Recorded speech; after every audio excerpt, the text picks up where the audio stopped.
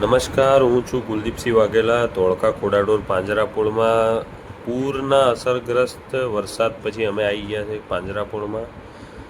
આખલાઓને પડ્યું છે એને આપણે બહાર કાઢીશું. સૂકી નિરણ અમારી થઈ ગઈ છે અને હવે આપણે કાઢીશું. અંદર પડી ગયા છે અમુક આખલા. નંદી મહારાજને આપણે બહાર કાઢીને અલગથી સાચવીશું.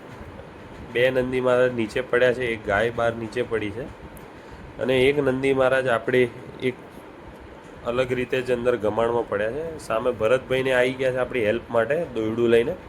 આવો હું દેખાડું તમને નંદી મહારાજને. જો આ છે એ નંદી મહારાજ અને આ નંદી મહારાજ એકદમ રાતના લડાઈ કરતાં કરતાં અંદર પડ્યા છે.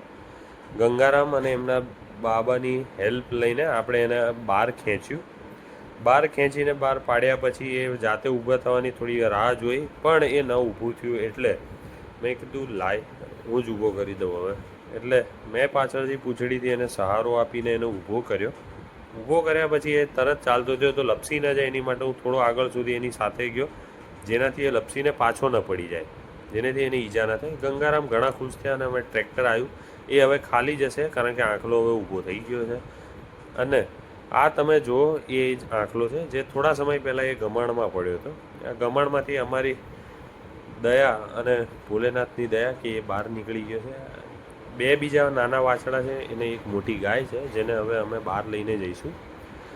બહુ વિકટ પરિસ્થિતિ છે પણ અમારી પાંજરાપોળમાં ઘણી શાંતિ છે. અમારી પાસે ઘણી બધી જગ્યા છે જેમાં અમે ગાયોને અલગથી સાચવીએ છીએ. આ પડી ગયેલી ગાયોને નિરણ અને પાણી અલગથી આપશું, જેથી બીજી ગાયો એમની નિરણ પાણી ખાઈ ના જાય. જો ધ્યાનમાં રાખવાની વસ્તુ એ છે, આ બધાને અલગ રાખવાનું કારણ મુખ્યત્વે એ જ છે કે આપણે એમને અલગથી સાચવી શકીએ, એની સારવાર કરી શકીએ અને એમને પૂરતું એક્સરસાઇઝ આપી શકીએ, જેનાથી એ પાછી ઊભી થઈને એ સાદી રીતે એનું જીવન ચલાવી શકે. આવા જ વિડીયો માટે મારી ચેનલને સબસ્ક્રાઈબ કરો અને આજે જ જોડાઓ ધોળકા ખોડાજોર પાંજરાપોળ. જય ગૌ માતા, જય મા.